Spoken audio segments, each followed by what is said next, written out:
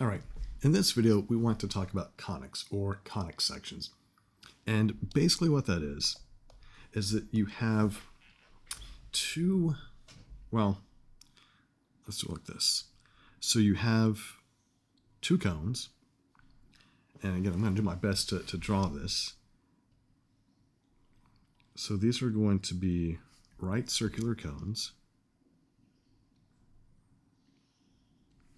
They'll look something a little bit like this. And these new, I guess we're not going to call them functions because a lot of them are not functions, but these shapes that we're going to be talking about are the shapes that are formed whenever you take these connected cones and you intersect them with a plane. Now there are some shapes, some basic shapes that we get that are not true conic sections. Because if you were to take a plane, and if you were to take the plane and imagine it's being flat and it goes right through there, right? That's your plane, you're kind of seeing it like this, where the intersection is going to be right there at that vertex. Well, then you create a single point, right? If, on the other hand, you were to take a plane and you, basically a piece of paper, right? And you have it go right along the edge right here. Okay, actually, not doing a very good job of this. If something goes right along the edge, the intersection there would form a line. And those are called degenerate cones, right? Now, the conic sections we're going to see are where the plane intersects the cone, not just like on the edge, right? So if, for example, I have the plane that kind of cuts through it like that, right? It's kind of hard to see what's going to happen whenever I do that. So let's cut it like this, where we are parallel to the base. And when we intersect that, you're going to find out that it gives us the shape of a circle. Now, I've already gone through the trouble of, well, I tried to do this. This is not the best or the easiest thing to do in the world, but here we have a cone. Yeah, I went to the local craft store and I bought a cone. Now, unfortunately, it doesn't really go to a tip to the vertex, which is very frustrating. I'm like, how hard could that be? But if I take a plane and I cut it right across and I separate this, look at what you have. You have a circle, right? And we saw circles back in college algebra. We talked about the center. We talked about the radius.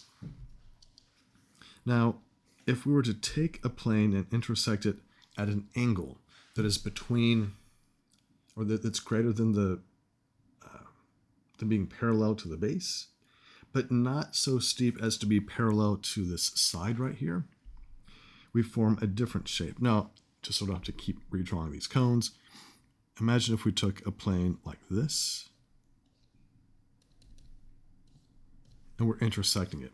So you're still going to have this slice right here, but now this slice is going to be something that's very similar, or it looks like it's a circle, but it's elongated. And this would be your ellipse. Now, later on in a couple sections, we're going to be talking about the actual forms in terms of the X and Y for what an ellipse looks like. Now, I did my best to show that intersection. So see, it's cut at an angle. So if I were to take this off and turn it to the camera, you see that it's not quite a circle. Like this guy was a circle, right? This one is, it's not. It's elongated just a little bit horizontally. So that's what happens whenever you have a cut that is, at that kind of angle. All right. Now, another kind of cut that we can have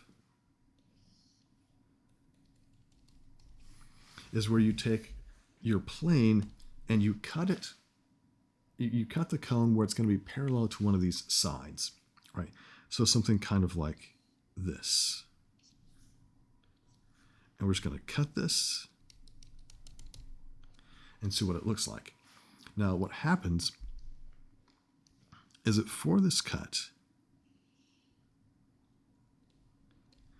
you get this kind of shape. Okay, it doesn't ever, it has that curve, but it doesn't ever get to come back together like you would have for a circle or an ellipse.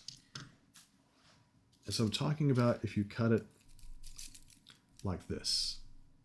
All right, so you can see how this cut is parallel to this edge right here. And so whenever I open it up, you see this shape. Yeah, you know what that shape is. That is the shape of a parabola. Here's the other side. I was actually very proud of the way this one came out because you can really see that parabolic shape right there. Maybe you're more accustomed to seeing it like this, right? That normal parabola, that's x squared. And that's going to be the thing we see in the next section. The last kind of shape that we see, at least in terms of conics,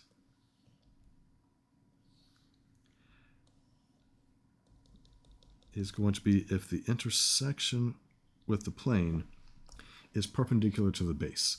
So you're basically cutting it like this. What does this look like? Well, when you cut it, you're going to have something that looks kind of like this, and you also have a little piece up there.